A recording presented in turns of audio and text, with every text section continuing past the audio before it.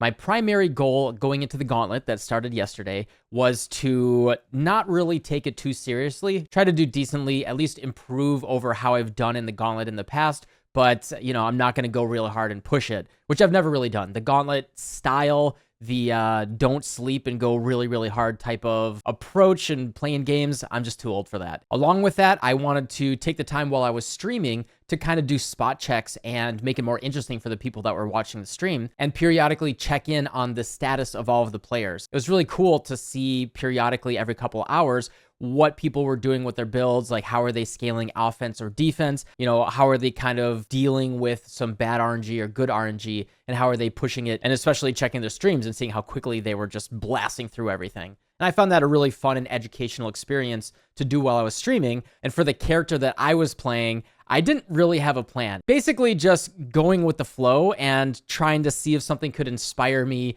to experiment with as I was actually leveling up a new character. And I ended up finding out some really cool things and experimenting with some stuff that I haven't done before. And I found some new ways that I really enjoy playing a witch, which, as you know, is what I always end up doing anyway. I wanted to really stay away from playing Bane and Chaos and experiment with something that might be off meta even for Gauntlet. I started early on taking Freezing Pulse and then going into Stormblast Mines, the traditional setup, but I didn't really like it. I never really liked Stormblast Mine. My traditional way that I would level a witch is with Holy Flame Totem, and I wanted to just really push myself into something different than what I usually do. And so what I ended up doing is trying out Spark, and I used Spark all the way until Act 4, and it actually felt incredibly good. I was very, very impressed at how good it felt, especially in Acts 1 and 2, but I definitely could tell that I wasn't in love with standing there and casting, especially with what Witch has. So we were kind of going back and forth with chat, and I ended up switching over to Stormbrand. I haven't played Stormbrand since it was very, very strong when it was first introduced to the game. Stormbrand was very strong in OP when it was first in the game. You'd never have to recast your brands,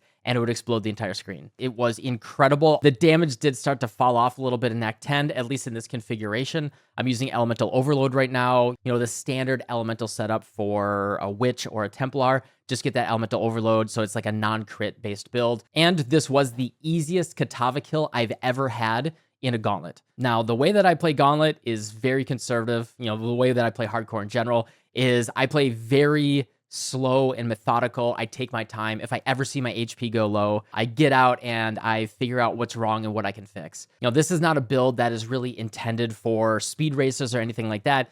Just do Poisonous Concoction or, the traditional meta build if you want to go really, really fast. I'm currently in the T3 to T4 maps and the damage is falling off. I'm going to have to rethink this. But if you want to play an Elementalist and cruise, like no exaggeration, it was so easy. Cruise through the Gauntlet as long as you know what you're doing, take your time, right? Like I don't want to oversell this, but this is the easiest Gauntlet build I have played, at least through the acts thus far. And I want to show you guys what I got. All right, hello. The gear that I have on right now, just a initial caveat, I'm still on a 4-link. My gear is really mishmashed. I'm still mostly wearing stuff from Act 8, Act 9, Act 10. I'm only on day 2 of the Gauntlet. I don't have anything special, but working with what I got, this feels really, really solid. As you can see with my flasks up, I have over 15,000 armor, 76 all res, still working on my chaos res. I have a moderate amount of attack and a little bit of spell block because I am dual wielding. I have absolutely ridiculous life regen because I found a Kikazaru, which is really nice. Basic idea here is we are dual wielding scepters and we are doing Stormbrand. I currently have it linked to Innervate, Conk Effect, and added lightning damage. There's a lot of flexibility here. If you don't mind casting more, Swiftbrand is a lot more damage. With that, we're using Herald of Thunder, which actually hits really, really hard, and this really cleans up our clear, makes it really nice. However, Herald of Thunder is starting to fall off. At this level, the big thing here is I am now up to 30% less damage taken. These Gauntlet mods are pretty brutal, and they're going to keep ramping up as we get into red maps. I am starting to notice the less damage taken, and I'm going to have to min-max a little bit. So the Herald of Thunder has been great through the axe, but I am going to have to swap that to Wrath right here for a lot more damage. That's why I'm leveling that up in my offhand right now. I have 2 whatever scepters, a little bit of flat damage. This scepter is actually really, really bad. I should probably find something better. And then I have this one with level of all lightning spell skill gems and a little bit of flat damage crafted on that. So yeah, my scepters are really bad. And then the big thing that we're going for defensively, because this is hardcore, this is the Gauntlet, is we want to go for armor evasion bases, really pushing our armor as high as possible, using Determination and Defiance Banner. And we want to go for those hybrid bases because we want to be able to get spell suppression in addition to our armor. And a moderate amount of evasion, right? With my flask up, I have 36% chance to evade with my flask up. Does help prevent you from getting shotgunned if there's just way too much stuff on the screen. And then in terms of playstyle, and this is why I really am enjoying this build, is you just put your brands down and then you're periodically doing brand recall, which currently for me has a 3-second cooldown. So it's kind of like put your brands down, go forward, cast a couple more brands, go forward, brand recall, couple more brands, then brand recall. You can kind of do it like every second or every third pack. You can do that brand recall. You know, it saves you from overcasting. The other skills that I'm using is I'm self-casting Wave of Conviction and Conductivity. Wave of Conviction for the lightning exposure and Conductivity for the minus lightning res, as well as the chance to shock. You could do Wave of Conviction, Hex Touch Conductivity, but since this has a 35% less effective supported curses, I'm willing to press an additional button to get more damage. But that's just the life of playing Gauntlet is, you know, you're going to be pressing a lot more buttons. That's really the core of it. I mean, there's not much to talk about. It's a one-day hardcore solo self-found build. The other thing about Stormbrand is it gets a lot of damage and quality of life from cast speed. And the nice thing about that is we can kind of double dip by going into cast speed and attack speed. And you'll see that I'm using Leap Slam. I'm dual wielding, and I do value actually getting some attack speed on my scepters here. And then we're using Leap Slam here to Leap Slam and Frostblink around. And that lets us move really quickly. There is a great video by Tai Killer. It's only like 2 or 3 minutes long, where he talks about how to make yourself move faster when you're doing racing. It's actually really good tech. You basically Leap Slam and then Frostblink like right before you hit the ground. And it's a really good way to just accelerate your character's Leap Slam, Frostblink. And once you get used to the timing and you can get, you know, you kind of get that rhythm down, it feels really nice. So you kind of like Leap Slam periodically and then Frostblink when it's up. There's some sort of internal delay where if you spam it, there's a little bit of a delay between them. But if you wait like a little bit between them, it's like really fluid and it just comes out. And then if you weave in your Frostblinks with this, you just go really fast, and it feels really good. So what I'm doing is I have Leap Slam linked with faster attacks, as well as Endurance Charge on melee stun. I just tossed this in because I had an extra gem socket. You know, I probably wouldn't use this in the long term. But Leap Slam has this great line that says, damaging hits always stun enemies that are on full life. The problem is I only have 52% chance to hit. If I had an additional socket, I'd probably link it to additional accuracy. Although it is going to make it start to cost more mana than I'm comfortable with, but it's costing very little. Yeah, it's only 12 mana, so it's not a big deal right now. I'm actually able to sustain a moderate amount of endurance charges. Like I'm usually at like 1 or 2. Sometimes I'm at 3 when I'm mapping around. And it's just really nice to get that additional physical damage reduction. So yeah, that's something that I tossed in there. And then Wave of Conviction, I actually have linked to overcharge support, which shocks enemies as though dealing more damage. I actually get most of my shock value for increased damage taken from using overcharge with Wave of Conviction here. If I had more gem sockets available to me, I would actually put a little bit more damage on that Wave of Conviction to make sure I can sustain those really big shocks. And you can actually see that I took this mastery here for increased effect for my shocks. And then I should say right off the bat, for Elementalist, I started with Mastermind of Discord, then I took Heart of Destruction, and then Shaper of Storms.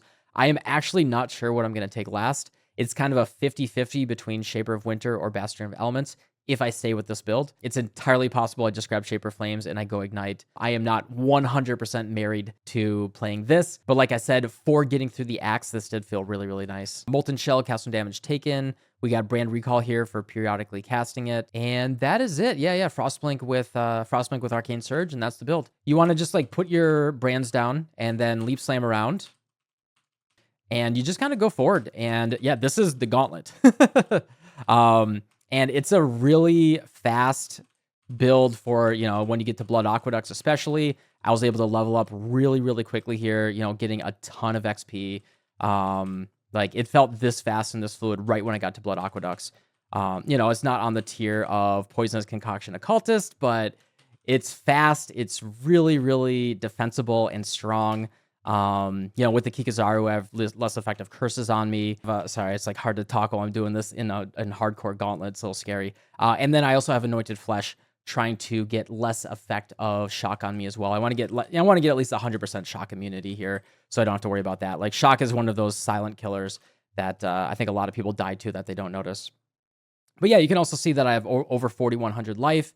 Really good life regen. Great armor with my flasks up. We're going to keep working on that. That's kind of like the main core, and we're going to be working towards getting spell suppression and all that. Defensively, I actually think this may be the strongest hardcore character I've made yet, you know, at this level anyway, and particularly in the Gauntlet. Offensively, we're still kind of figuring that out a little bit, like what I'm going to go after this. But where I have it snapshotted right now, I think is a really good stopping point for what I could recommend if you're, if you're Gauntlet curious and you want to get into it and you want to give it a shot. I do wholeheartedly recommend aiming towards this. And so for people that are interested in doing that in terms of progression, this should hopefully be pretty straightforward. But in hardcore solo self-found, this is something that I hesitate to give people like the exact recommendation for how they should build their character.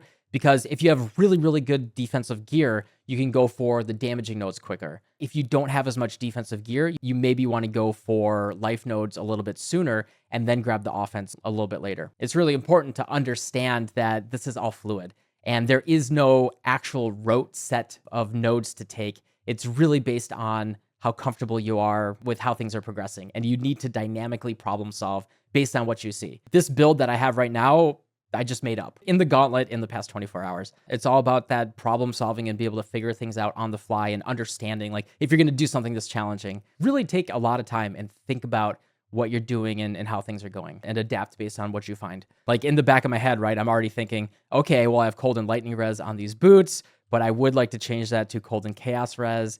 But that would actually undercap me. I'd be missing a little bit of cold res. So where do I get cold res? It's all about having these stacking problems. And that's what I find really interesting about playing hardcore solo self-found and doing these like timed race events where you're forced to do that problem solving like really, really quickly. I take my time because I'm not racing, but it is still, a concentrated event and the stakes are still there that, your character disappears and it's over.